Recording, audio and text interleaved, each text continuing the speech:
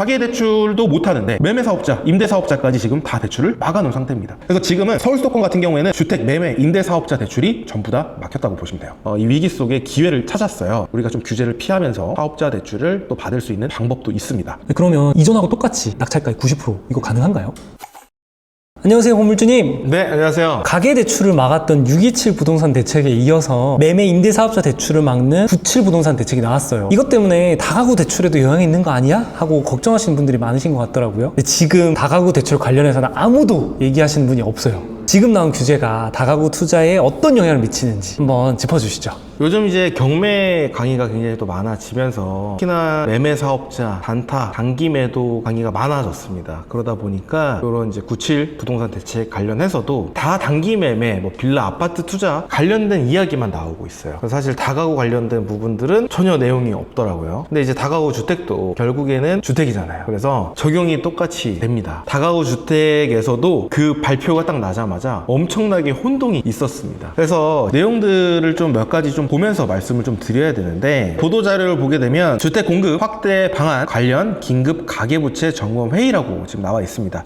긴급 가계부채죠. 가계부채가 이제 문제가 되는 겁니다. 일단 내용을 보게 되면 규제지역 LTV 강화합니다. 50%에서 지금 40%로 적용이 되고 있고요. 이 규제지역에는 이제 강남 3구 그리고 용산구가 포함이 되어 있죠. 비규제 지역 같은 경우에는 아직 70%로 되어 있습니다. 대부분의 사실 다가구 주택 경매로 낙찰을 받을 때 가계대출로 해서 받으시는 분은 없습니다. 근데 이제 문제는 뭐냐, 2번을 보게 되면 주택 매매 임대사업자의 대출 제한입니다. LTV를 그냥 빵프로로 해놨어요. 빵프로. 가계대출도 못하는데 매매사업자, 임대사업자까지 지금 다 대출을 막아놓은 상태입니다. 세부 내역을 보게 되면 규제지역은 이제 30%였는데 빵프로로 됐고요. 비규제지역 같은 경우에는 60%였는데 수도권은 0%로 됐습니다. 그리고 지방은 60%로 그대로 지금 고정이 되어 있는 상태다라고 보시면 됩니다. 그래서 지금은 서울 수도권 같은 경우에는 주택 매매 임대사업자 대출이 전부 다 막혔다고 보시면 돼요. 사실 제 강의를 들어보신 분들은 아실 거예요.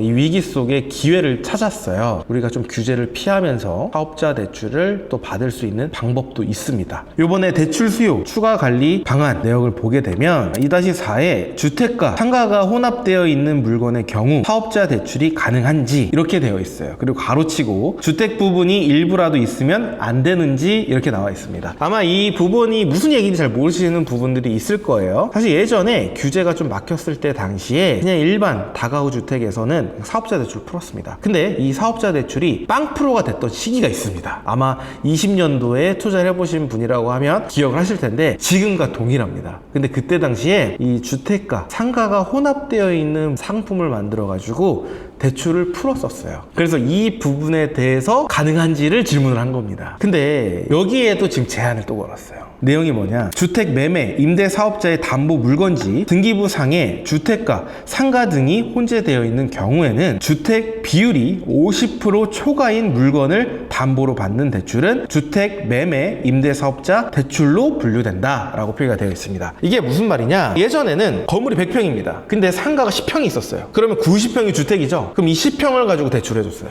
근데 지금 여기서 얘기하는 건 100평 중에 상가가 51% 이상이어야지만 사업자 대출을 받을 수가 있어요. 사실상 서울 수도권에서 상가 면적이 주택보다 51% 이상인 물건이 많이 없습니다. 그래서 현실적으로는 우리가 지금 당장 투자하기에는 좀 어려운 부분들이 있다라고 보시면 되고요. 그러면 지방은 어떻게 되나요? 라고 얘기하시는데, 앞에서도 제가 말씀드렸던 것처럼 지금 현재는 지방에 규제가 없습니다. 지금 이 9월 7일 이 부동산 대책 같은 경우에는 서울 수도권만 규제를 하는 내용들이고 지방은 전혀 해당이 되지 않아요. 그래서 대부분 다가구 주택 같은 경우에는 지방 물건 투자를 더 많이 하시거든요. 그 이유가 수익률이 좋아요. 서울 물건 같은 경우에는 금액대가 큽니다. 20억, 30억, 40억까지예요. 그러다 보니까 실상 우리가 대출을 받고 나면 이자 빼고 남는 게 거의 없죠. 그래서 결국에는 시세 차익형이라고 보면 되는데, 근데 이제 지방 같은 경우에는 현재 규제가 없기 때문에 감정가의 60%까지는 대출이 다 나온다라고 보시면 될 것 같습니다. 그러면 이전하고 똑같이 낙찰가액 90% 이거 가능한가요?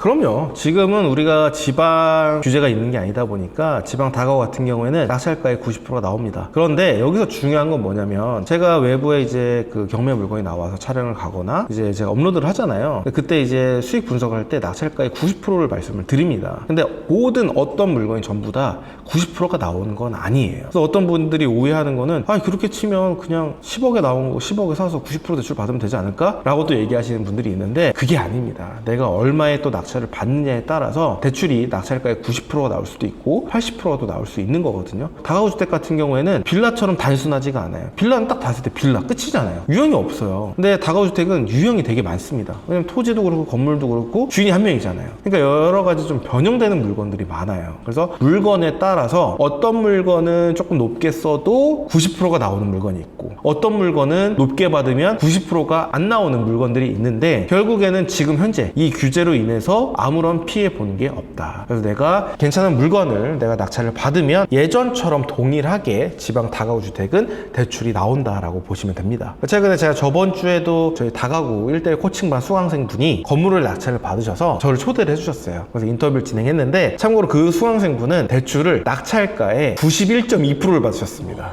마침 제가 기억하기로는 그 수강생분이 낙찰을 받고 얼마 안 돼서 2, 3일 뒤에 627 대책이 나왔어요. 그래서 한참 그때도 말이 되게 많았었거든요. 근데도 낙찰가의 91.2%를 대출을 받으셨습니다. 그리고 이제 97 대책 이후에 또 낙찰 받으신 분이 계십니다. 9월 8일부터 적용이 됐죠. 적용이 되고 3일 만에 낙찰을 또 바로 받으셨어요. 세 분이 낙찰을 받으셨는데 이 세 분 모두 지금 지방 물건이다 보니까 적용이 되지 않습니다. 또 많은 분들이 지방은 임대 매매 사업자 같은 경우는 60%잖아 라고 생각하시는데 실제 60%는 아닙니다. 이 규제랑 전혀 상관없이 그 이상을 지금 다 받고 계세요. 아직까지 뭐 대출 자석을 하진 않았거든요. 일주일도 안 돼서 추후에 이 자석까지 하시고 이 대출에 관련돼서 몇 프로 정도 받으셨는지 제가 알게 되면 또 공유를 해드리도록 하겠습니다. 그래서 결론은 뭐냐? 지금 서울 수도권이 규제가 되어 있는 거고 상가와 주택이 혼합되어 있는 물건들을 예전에는 사업자 대출로 풀었지만 이번에는 이제 면적 기준대로 하다 보니 서울 수도권 다가구 주택은 지금 조금 어려운 상태다. 뭐 물론 안 되진 않을 겁니다. 되긴 할 거지만 저는 그 방법들을 계속 모색을 하고 있어요. 근데 우리가 이 모색을 해서 방법을 찾아서 투자를 하는 것과 묻지마 투자는 완전 다른 거거든요. 분명 누군가는 아는 분이 있을 거예요. 그렇지만 우리가 지금 이렇게 확실하지 않을 때에는 조금 지켜보는 것도 저는 낫다고 생각합니다. 우리가 굳이 시범 케이스가 될 필요는 없잖아요. 빌라 같은 경우에는 사실 보증금이 많이 들어봐야 2천, 1,000만 원 미만 이런 물건들이 많지만 다가구는 수천에서 수억입니다. 보증금이. 이 수억 원을 내가 내면서 내가 시범 케이스는 될 필요 없기 때문에 제가 봤을 때는 한 2주 정도만 있어도 어느 정도의 가이드라인이 좀 잡힐 것 같거든요. 그 가이드라인이 좀 잡히면 또 공유를 해드리도록 하겠습니다. 오늘 영상은 여기서 마무리하는 걸로 하고요. 이 다가구 주택에 또 관심이 있으신 분들 같은 경우에는 아래 고정 댓글 확인하셔서 다가구 세미나 신청해 주신 다음에 라이브로 또 질문해 주시면 제가 공개적인 유튜브 영상에서 말씀드릴 수 없는 그런 부분들도 제가 라이브 때 말씀드릴 예정이니까 아래 고정 댓글 확인해 보시면 좋을 것 같습니다. 오늘 영상이 유익하셨다면 좋아요, 구독, 알림 설정 부탁드리겠습니다. 다음에도 더 유익한 영상으로 찾아뵙도록 하겠습니다. 감사합니다.